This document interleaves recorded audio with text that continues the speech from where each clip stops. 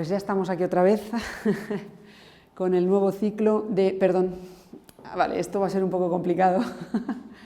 Vale, con el nuevo ciclo de este año que se ha elegido la Humane Vitae. A ver, el problema es que la Humane Vitae es de hace muchos años, ¿no? Pero vamos a ver, o vamos a intentar ver que el magisterio de alguna manera se mantiene a pesar del tiempo, y la formación que la Santa Madre Iglesia nos da a través de las encíclicas, sobre todo de este grupo de encíclicas que son más relacionadas con la cultura de la vida, en la moral cristiana, pues vamos a ver de qué manera eso repercute en la vida actual. Es decir, que tenemos un problema contemporáneo, ¿no? Y es que pensar que el magisterio tiene que ir cambiando, determinadas cosas tiene que ir cambiando acorde al siglo en que vivimos, y es que hay cosas que pueden cambiar y hay cosas que no pueden cambiar, ¿no? Entonces vamos a ver, porque la Iglesia además siempre ha salido al paso de estas cosas, nunca se ha encerrado en un hermetismo de decir no, de aquí esto no se habla y de esto no se puede hablar, ¿no? Porque son como temas tabús, para nada. La Iglesia siempre ha dado un paso adelante y justamente, como veremos ahora, es de las primeras que da ese paso adelante y decir vamos a intentar encontrar una respuesta, porque la Iglesia siempre ha tenido ese afán de madre, ¿no? De magisterial y de madre, de decir no, aquí hay que decir algo sobre esto, ¿no?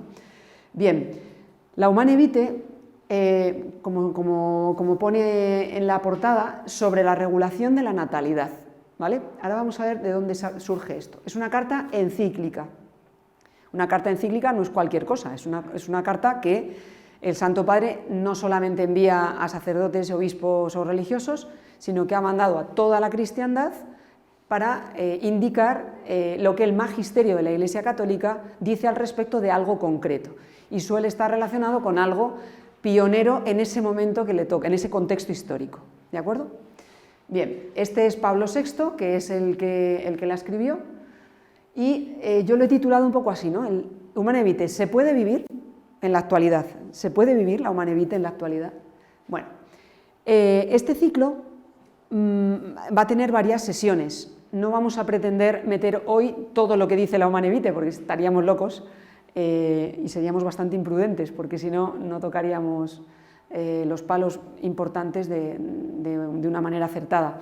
Pero sí vamos a hacer, como os han pasado un papelito, ¿ya están pasados los papelitos? Vale, vamos a tener, todos los ciclos tienen varias sesiones.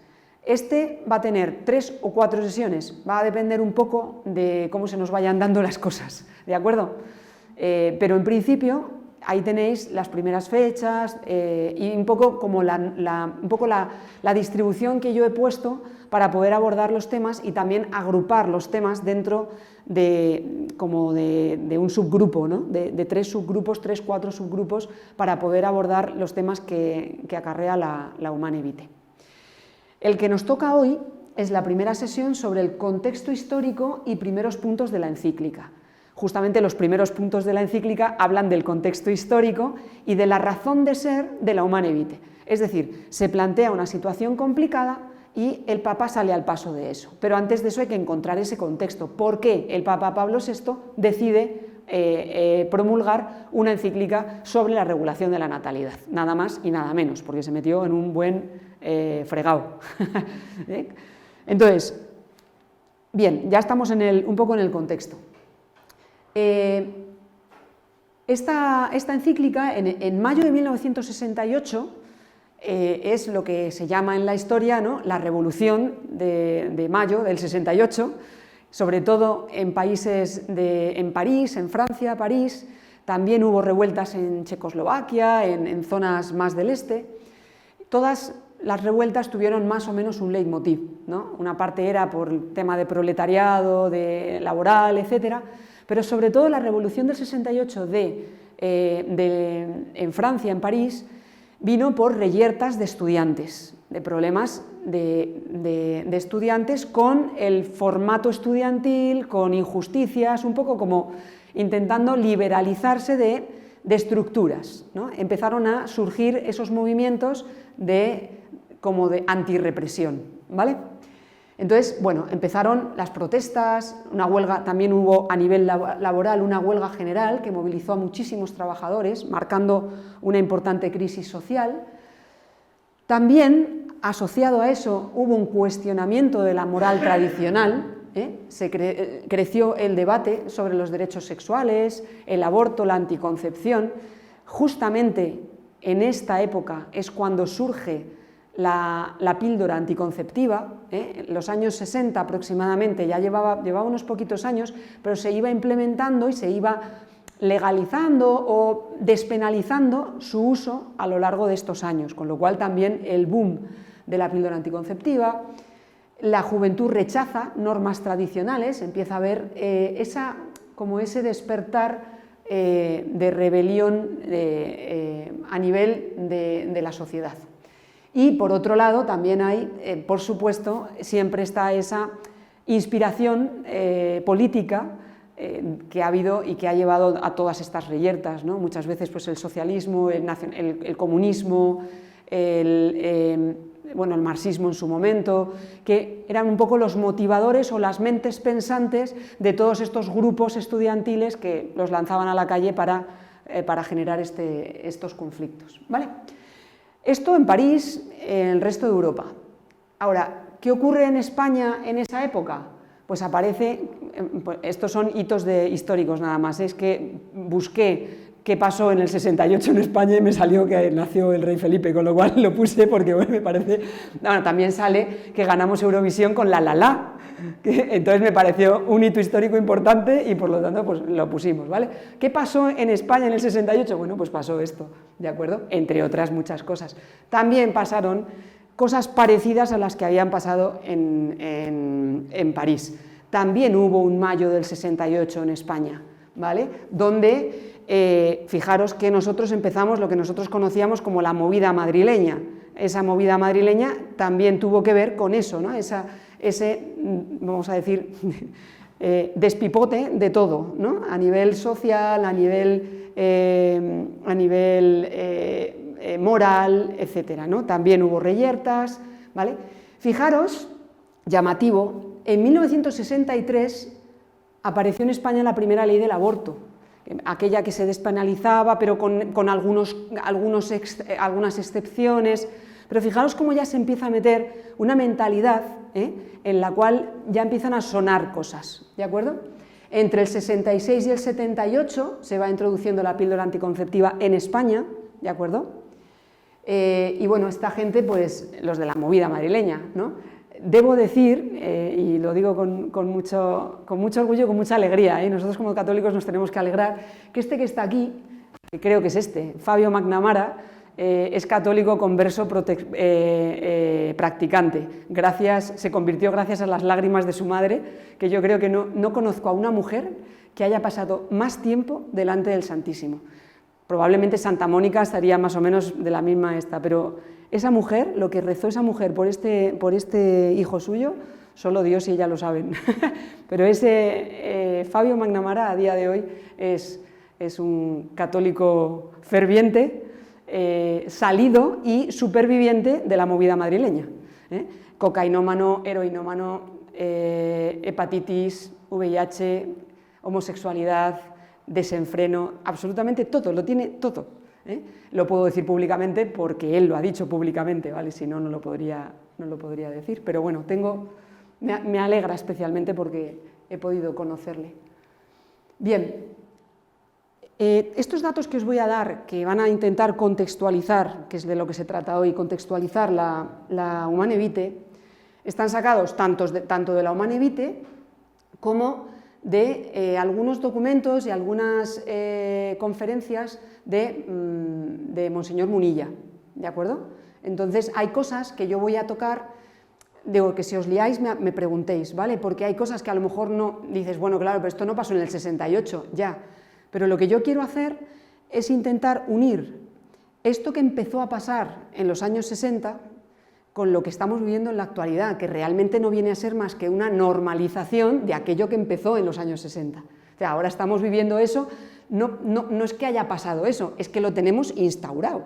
Es decir, que con el paso del tiempo aquello inició, pero aquí ahora lo tenemos totalmente normalizado. Y ese es el conflicto, ¿vale?, que luego tendremos que ver con los temas que trata la Humanae Vitae y otro tipo de encíclicas.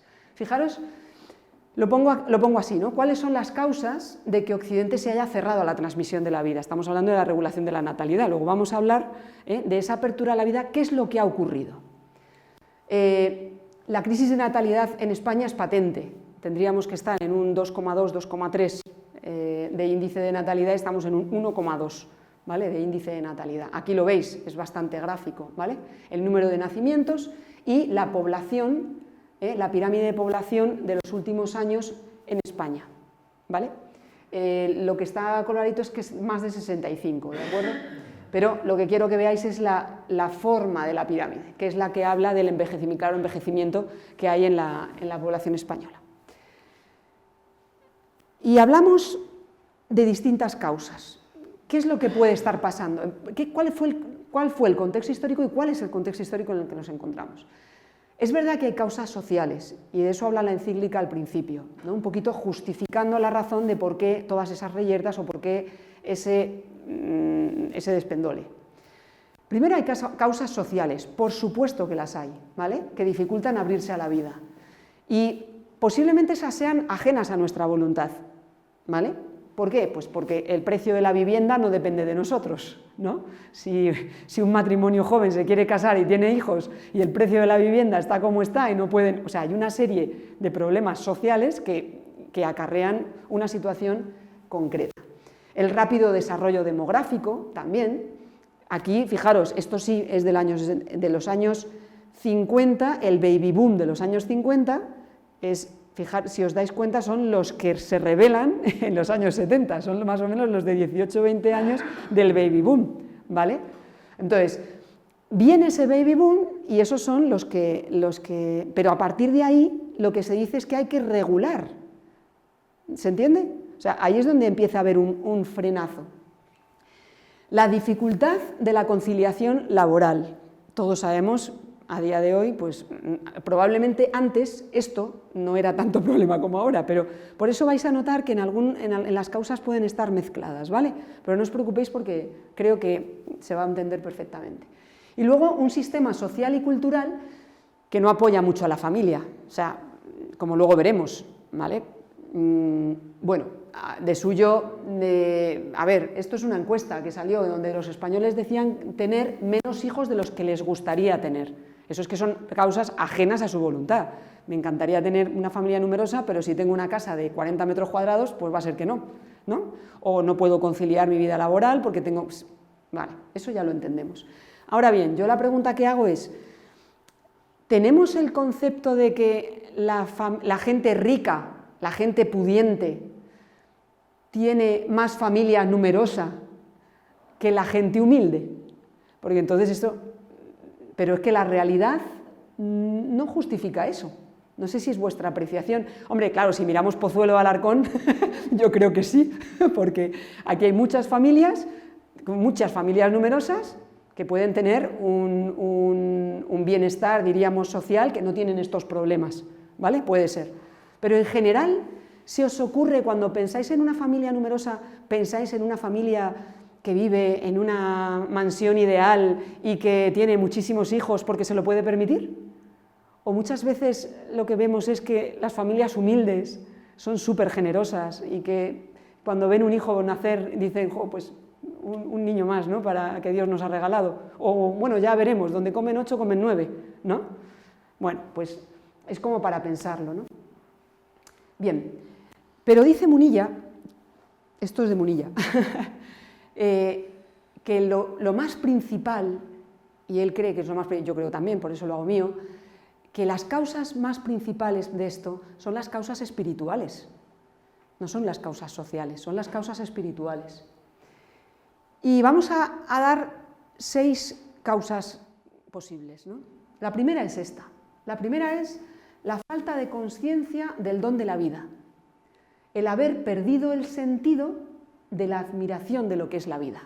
Él dice que eso es fundamental, porque si nos olvidamos y no nos damos cuenta de que la vida es el don más grande que podemos recibir y que hemos recibido de Dios, pues todo lo demás lo podemos banalizar, todo lo demás, si no le damos el valor que tiene al don de la vida.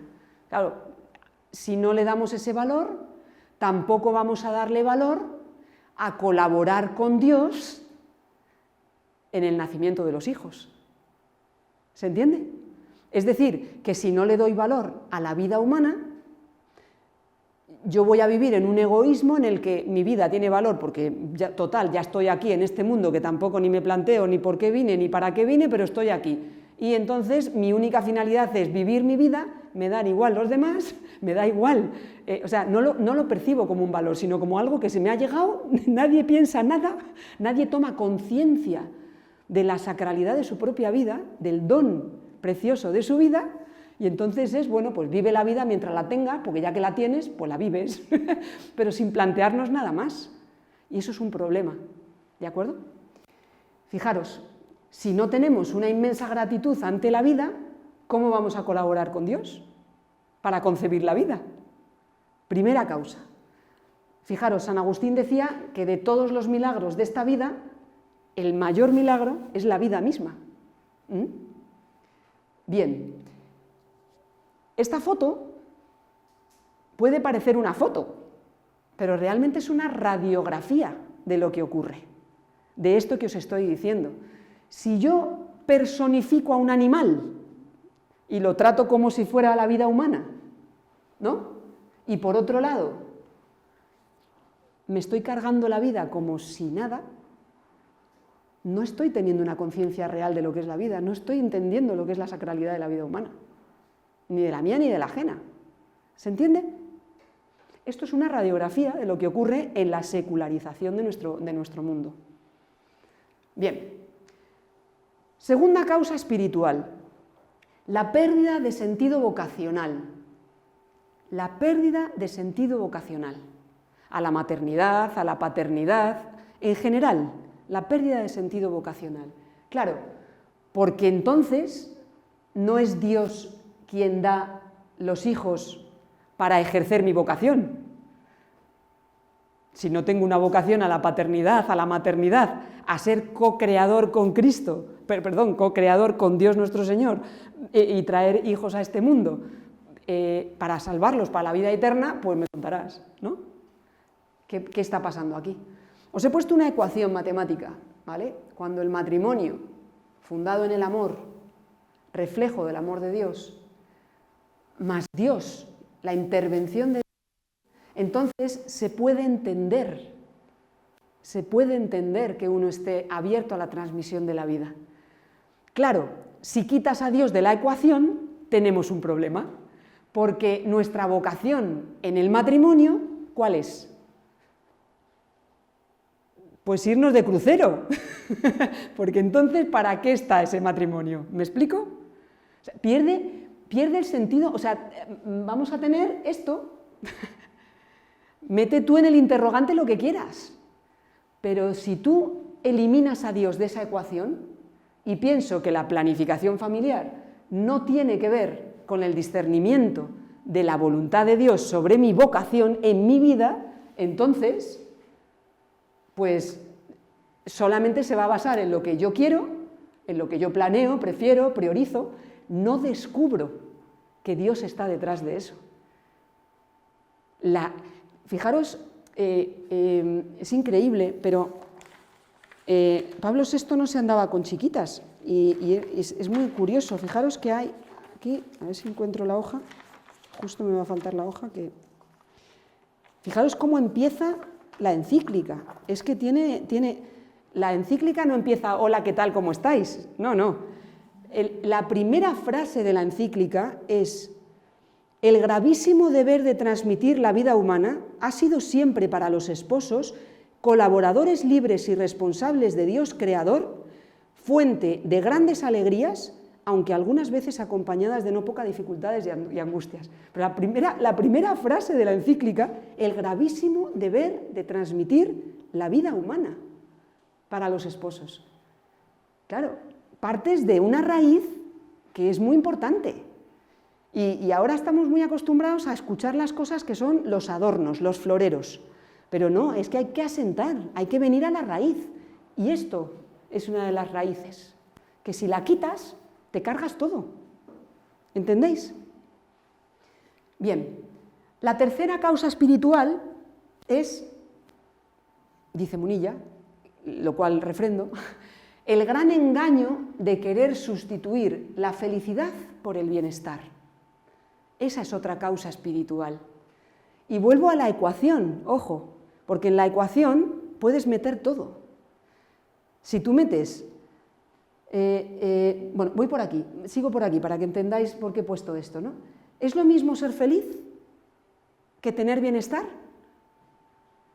Claro, si tú en tu ecuación, en el interrogante, tú pones bienestar, porque he quitado a Dios, y matrimonio sin Dios, voy a poner bienestar, ¿no? El mío y el de mi cónyuge, pues en el bienestar no entran los hijos, porque los hijos no dan bienestar.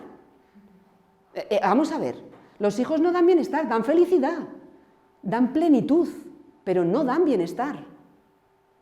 O sea, desde el minuto cero que el niño aparece, bueno, desde el minuto que es concebido, pero desde que se le ve y llora, ¿me contaréis el bienestar que puede tener? O sea, lo único que da son ojeras. ¿O no? Aquí, ¿vale? Claro, las que sois madres lo sabéis, ¿verdad? Nacho, ¿tus mellizos? Bueno, pues ahora, pero la pregunta es, ¿cambiarías a tus hijos por un crucero o un yate pescando en el Atlántico? Sabemos la respuesta, ¿no?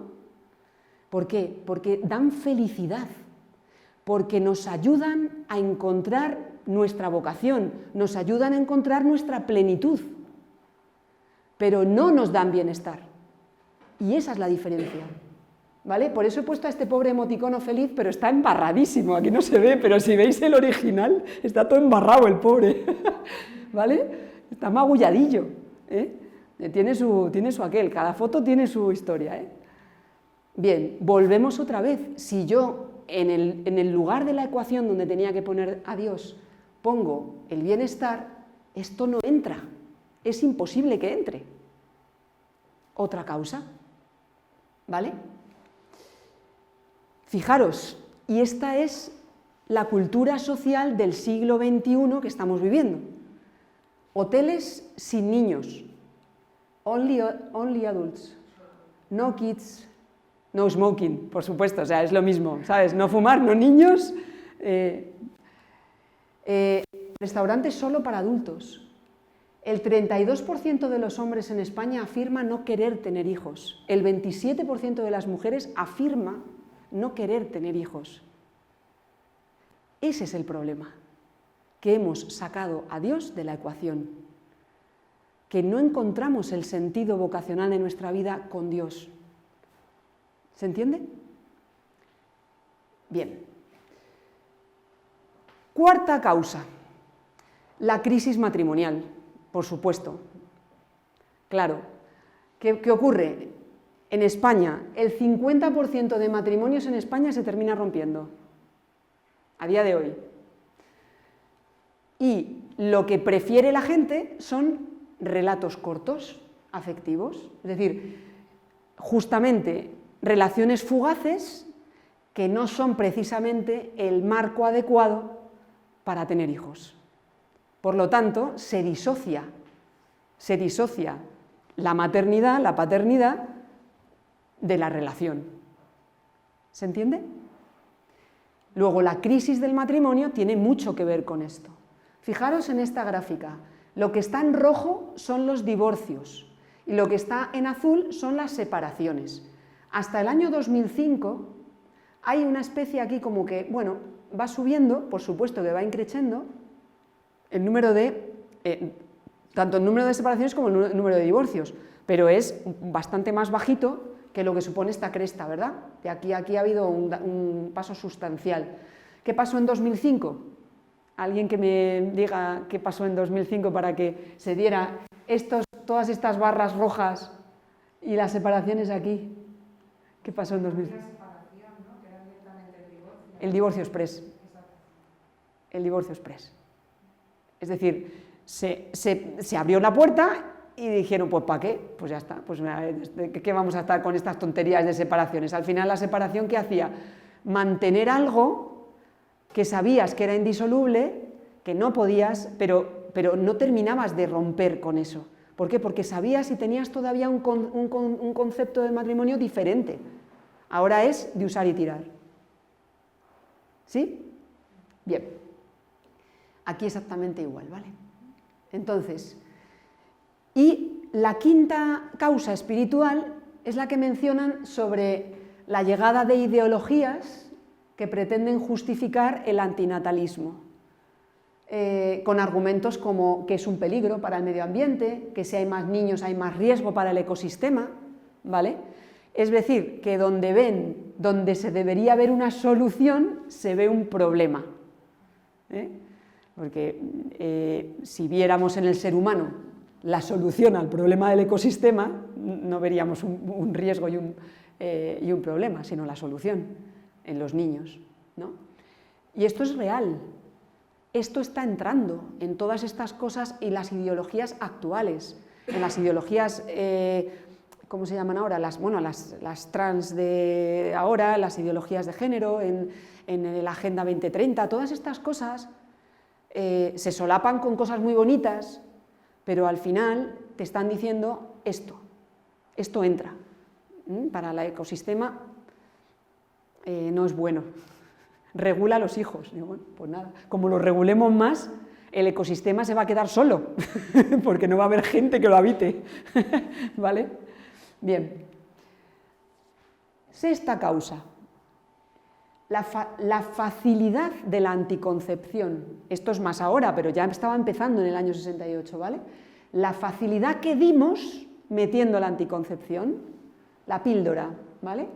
Que normaliza el cerrarse a la transmisión de la vida, como si la fertilidad fuese un virus del que hubiera que vacunarse, ¿vale?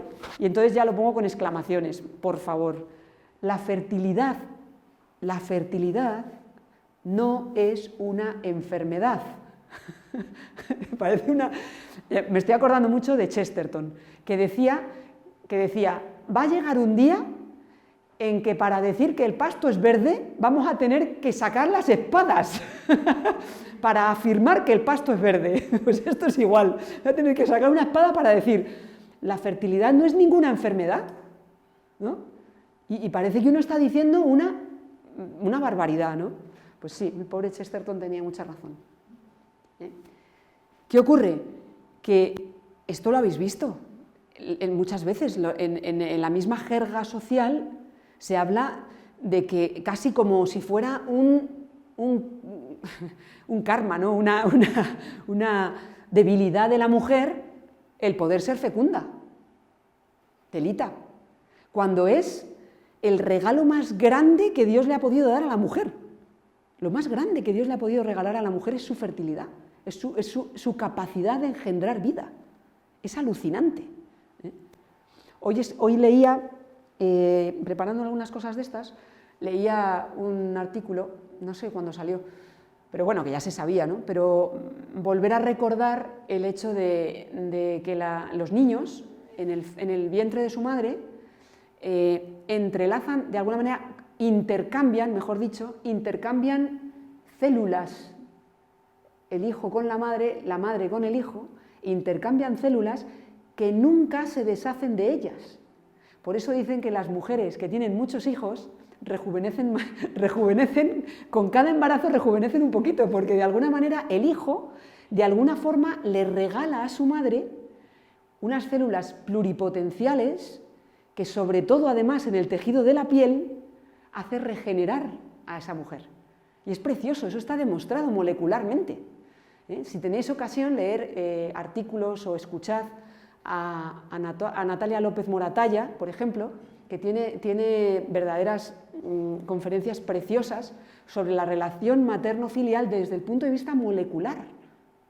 Es increíble, pero es así, ¿vale? Y luego os pondré un ejemplo también muy, muy bonito, que os va a gustar.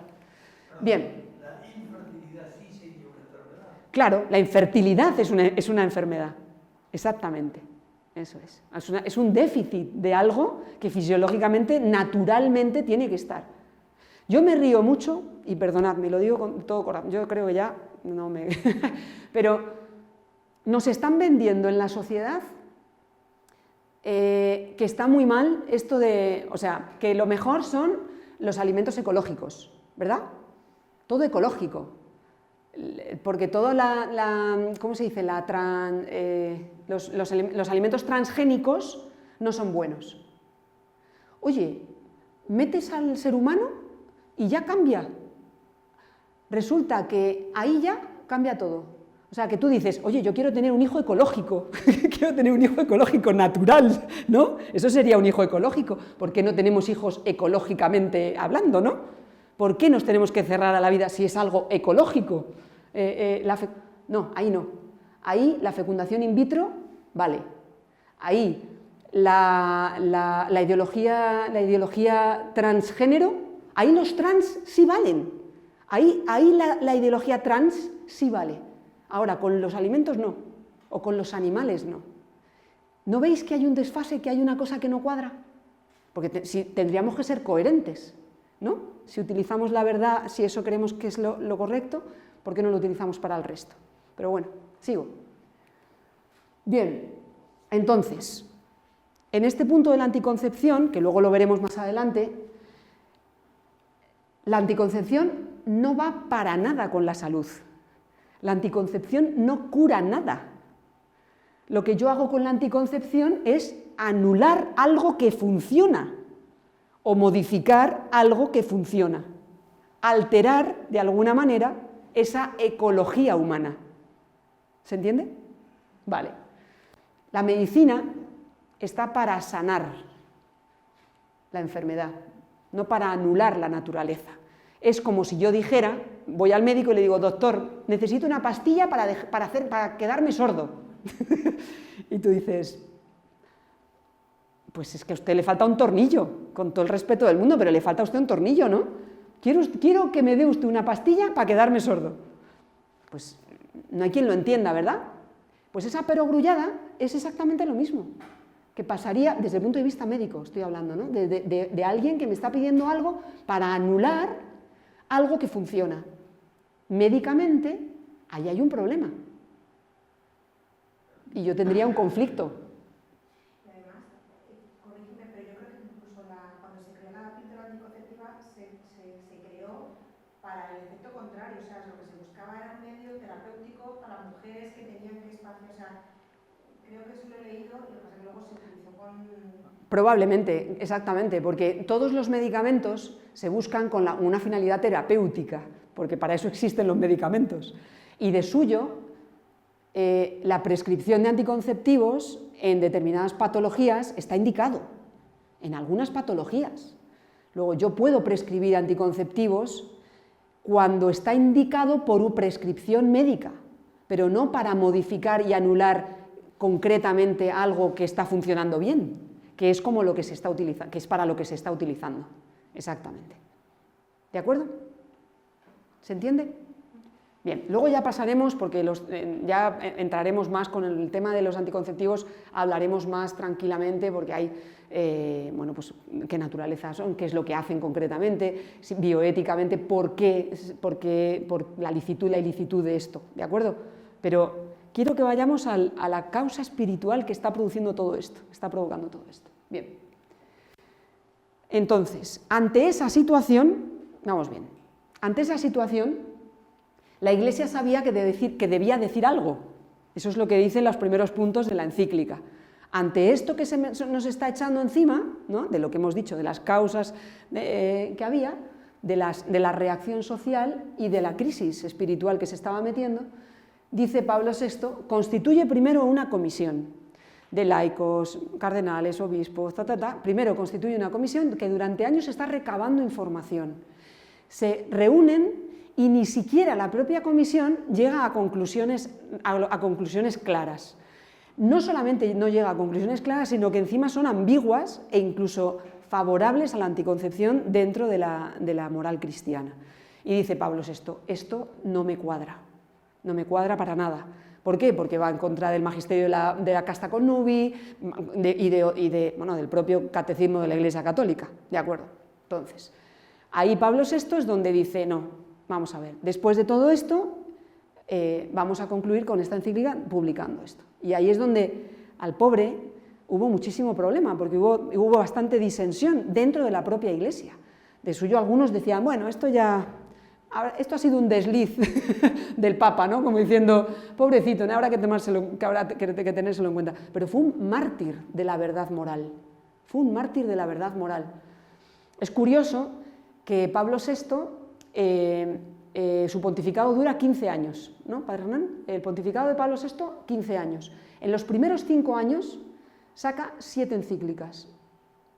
La última, la Humanae Vitae. A partir de la Humanae Vitae ya no escribió más el pobre. Ya no escribió más. Pero no quiero decir que con esto ya el hombre dijera que no lo veo necesario, pero lo que quiero decir es que fue un hito importante en el pontificado de Pablo VI, porque fue una disensión muy gorda la que se armó en ese momento. Por eso pongo, bueno, esto quiero comentarlo, si no vives como piensas, terminas pensando como vives. Y eso es un principio, no sé si de la psicología, pero de la moral es un principio. Si yo no vivo acorde a lo que pienso, terminaré pensando como vivo. ¿Por qué? Porque necesitaré justificar mi manera de vivir. ¿Se entiende? Bien. Entonces, por eso pongo esa foto de la NASA, ¿cómo se llama? De la bomba esta atómica, porque saltó todo por los aires. Y entonces hubo esas discrepancias, ¿vale? Decía San Óscar Romero que el profeta tiene que ser molesto a la sociedad cuando la sociedad no está con Dios. Y esto se nota. Cuando las cosas chirrían, se nota, ¿verdad? Fijaros, en este momento él fue molesto. Pero el magisterio, antes, con Casta Connubii, por ejemplo, de Pío XI, en 1930, y después, con el Catecismo de la Iglesia Católica, Familiares Consortio, Donum Vitae, Evangelium Vitae, Amoris Laetitia, todas reafirman la doctrina de la Humanae Vitae, todas, de una manera o de otra. Amoris Laetitia lo que dice, o Veritatis Splendor, ¿no? La Veritatis Splendor también, lo que dicen es, ayudad a los esposos a ese discernimiento en la voluntad de Dios. O Amoris Laetitia, ayudar a los esposos a ser intérpretes de los signos de los tiempos en el momento que les toca vivir, porque claro, tienes que interpretar, esto es del 68, tenemos que traerlo ahora, pero eso no significa que cambie, eso no significa que antes era pecado y ahora no es pecado, eso no es así, la moral cristiana tiene unos parámetros y eso es lo que le da autenticidad, eso es que es un faro de luz que no falla nunca, aunque sea exigente, aunque sea complicado, pero es un faro de luz que no falla. Y la Iglesia nunca se va a cerrar a acoger las situaciones y la problemática. Lo que va a hacer es dar soluciones, pero nunca va a poderse negar a sí misma, porque el Evangelio es el que es. ¿De acuerdo? Bien, volvemos otra vez con las anteriores, pero bueno, lo que quiero decir aquí es que también fue profeta Pablo VI, porque dijo, ¿no? De alguna manera, esto es un poco parafraseando, frases de la misma encíclica, dijo que la anticoncepción lo que iba a producir es una gran crisis de natalidad y una gran crisis matrimonial, porque se va a separar la sexualidad del amor, el sexo del matrimonio. Y a la vista está que después de todos estos años, esa es la realidad, eso es lo que ha pasado con esto. Y fijaros, nunca el sexo ha sido tan fácil y nunca el amor ha sido tan difícil. Nunca la fidelidad ha sido tan difícil. Nunca, nunca. Y nunca el sexo ha sido tan fácil como lo es ahora. Luego, ¿qué está pasando? Esto nos tiene que hacer pensar. Bien, también dijo, se acabará perdiendo el respeto a la mujer. La violencia machista crecerá, porque el sexo desvinculado del amor llevará a una sexualidad insana, obsesiva, de la búsqueda de placer por el placer, poseyendo a la pareja en vez de entregarse en respeto a ella. ¿Y qué es lo que ha pasado? Pues eso, eso es lo que está pasando. Profeta, ¿eh? Os he puesto aquí la evolución de denuncias de delitos sexuales en los últimos años, del 2017 al 2023, y víctimas mortales. Bien, empiezo a terminar. Ya solamente os comento, porque lo importante es saber el contexto. Creo que nos ha quedado, yo creo que ha quedado bastante claro, ¿no? En qué contexto está la Humanae Vitae, cuáles son las causas que le preocupan verdaderamente al Papa cuando publica una encíclica de esa envergadura, y cuáles son las causas que a nosotros en la actualidad nos siguen, o sea, esto sigue interpelando en pleno siglo XXI. Es decir, hay que traer esa enseñanza de Pablo VI porque es importante en nuestro tiempo, porque no solamente esto se ha desvirtuado completamente, sino que es que estamos en un momento en el que lo negro es blanco y lo blanco es negro, ¿vale? El pasto, o sea, hay que sacar la espada para decir que el pasto es verde, exactamente igual. Entonces, los puntos, os hago un breve resumen de los 7 primeros puntos, que es así de simple. El primero habla del gravísimo deber de transmitir la vida humana, lo que os decía antes, ¿no? Vale. El segundo punto habla de las causas que han generado los cambios, que es lo que hemos visto ahora, ¿vale? Estoy recapitulando lo que os he explicado con otro orden. En el tercer punto habla de planteamientos y preguntas. Él mismo se hace reflexiones, las reflexiones que harían en esa comisión. Debido a que ha cambiado el orden demográfico tal, ¿no sería más racional y mejor utilizar una moral en la cual los esposos, pues que no pusiéramos tanto énfasis en si el acto conyugal está abierto o no a la vida, sino que en el contexto del matrimonio, bueno, pues haya momentos que se abran, que no se abran? O sea, como esas preguntas las plantea. Vuelvo a repetir, la Iglesia no se cierra a dialogar, no se cierra a reflexionar en cosas, y además en temas complicados, en temas que no gusta, ¿no?, meterse. La Iglesia y el Papa Francisco lo hace con mucha, lo hace y lo está haciendo con valentía. No tenemos miedo a encarar esas situaciones, pero tampoco hay que tener miedo a encararlas a la luz de la fe, a la luz del Evangelio, a la luz del magisterio, ¿de acuerdo? Para encontrar la verdad, simplemente, no cerrarse. En el punto 4 lo que hace es la nueva reflexión del magisterio sobre la ley natural iluminada por la revelación divina. En este punto 4 os voy a comentar brevemente, dice, lo que dice es que la Iglesia es madre y como madre es maestra. Y por lo tanto, a nadie le tiene que extrañar, porque eso también se ha dicho, ¿no? Es que la Iglesia, ¿para qué se mete en esto? Pues es que se mete con razón, porque estás hablando de la ley moral natural, y por lo tanto tiene mucho que decir la Iglesia al respecto, porque la ley moral natural proviene del que creó la ley natural, que es Dios. Entonces tenemos que aprender a leer las cosas en clave de Dios. ¿Sí? Entonces, por eso la Iglesia se mete, no porque se quiera meter en todo, sino porque se mete con razón. Eso es lo que habla el punto 4, ¿no? Dice, en conformidad con esta sumisión, la Iglesia dio siempre, y con más amplitud en los tiempos recientes, una doctrina coherente tanto sobre la naturaleza del matrimonio como sobre el recto uso de los derechos conyugales y sobre las obligaciones de los esposos. Bueno, pues dice, ahí un poco refuta lo que dicen de que no se tiene que meter. Pues sí, claro que se mete, ¿vale?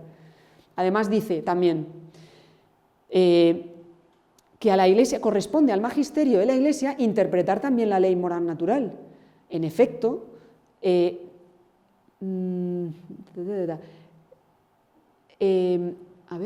Jesucristo, al comunicar a Pedro y a los apóstoles la autoridad divina y al enviarlos a enseñar a todas las gentes los mandamientos, los constituía en custodios y en intérpretes auténticos de toda ley moral, es decir, no solo de la ley evangélica, sino también de la ley natural, expresión de la voluntad de Dios, cuyo cumplimiento fiel es igualmente necesario para salvarse.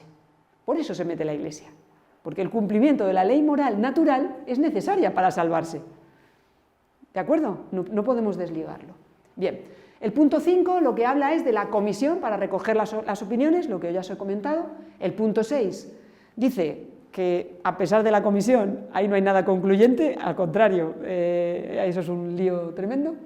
Y el punto 7 habla de considerar el problema de la natalidad por encima de perspectivas parciales de orden biológico, psicológico, social, demográfico, lo que estábamos diciendo.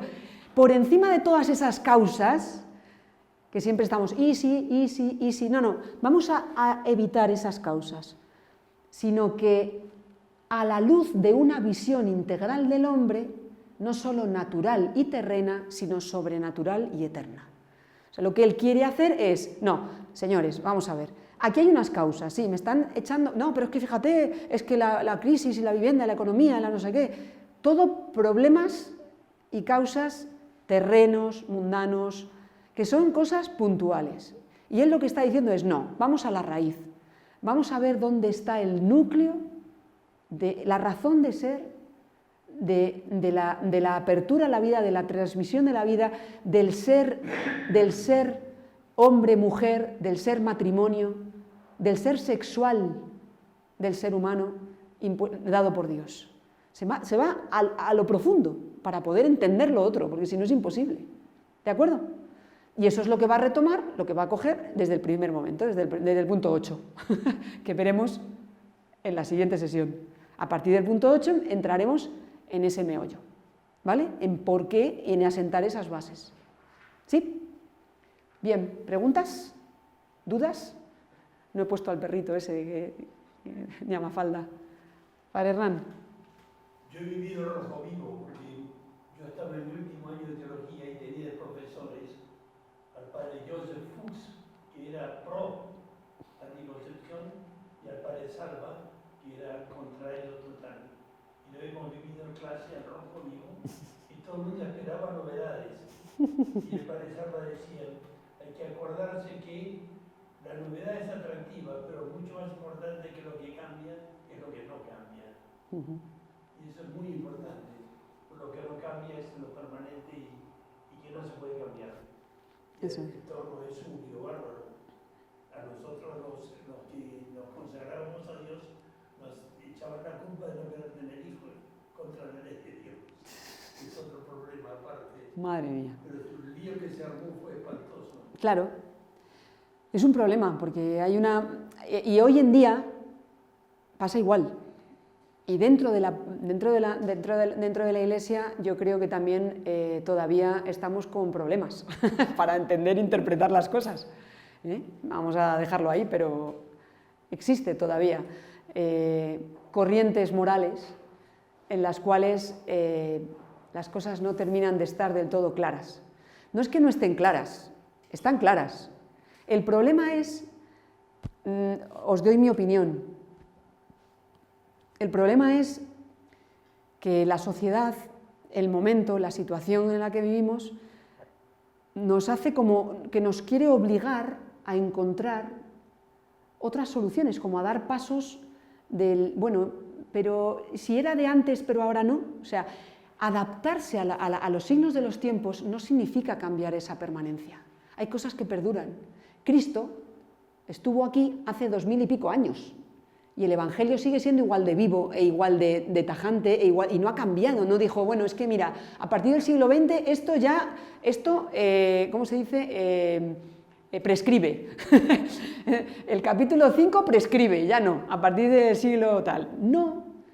No, porque Cristo lo que nos enseña es a vivir de cara a Dios, en nuestro ser criatura de Dios. Eso es lo que nos enseña Cristo y es lo que se va interpretando a lo largo de los tiempos. Pero yo puedo cambiar, voy a poner un ejemplo muy tonto, yo puedo cambiar las velas de cera a velas de parafina. ¿Por qué? Porque ahora es más difícil encontrar. O por ejemplo, me decían una vez las carmelitas, ¿no? Las carmelitas que toda la vida, para el tema de la pobreza, pues utilizaban jarras de barro. Las jarras de estos eran de barro y las cosas que utilizaban eran de barro, porque era lo más barato en su época. Pero si tú pretendes que ahora, en siglo XXI, las carmelitas utilicen jarras de barro, que les cuesta mucho más encontrarles, que son bastante más caras, pues es que no has entendido nada. Porque el problema no está en la jarra de barro. El tema estaba en vivir la pobreza. Ahí entonces no has entendido los signos de... Ahí es donde sí puedes interpretar lo que quiere el Espíritu Santo en cada momento. Pero eso no significa que yo cambie. El ser humano es ser humano desde que nació de las entrañas de Dios. Y esa manera de vivir es la que nos enseña Cristo. Y esa es la que no cambia, por más que pase el tiempo. ¿No? Digo yo. ¿No, padre? Vale. ¿Preguntas? ¿No? ¿Está todo claro? Sí, estamos en tiempo. ¿Sí?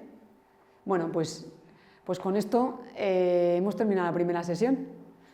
La próxima ya será un poco más meternos en el ajo, pero es que necesitaba hacer este contexto porque si no volvemos otra vez a empezar la casa por el tejado. Es decir, que yo creo que hemos podido encontrar el nexo de unión entre el año 68 y el actual, que es a lo que nos interesa, es decir, saber por qué aparece esa encíclica y entender por qué esa encíclica a día de hoy sigue siendo importante.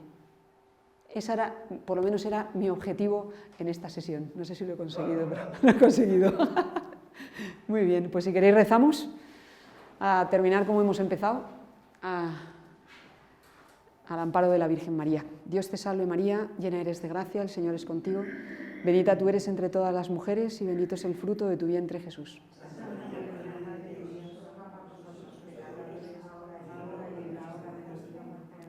Ave María Purísima.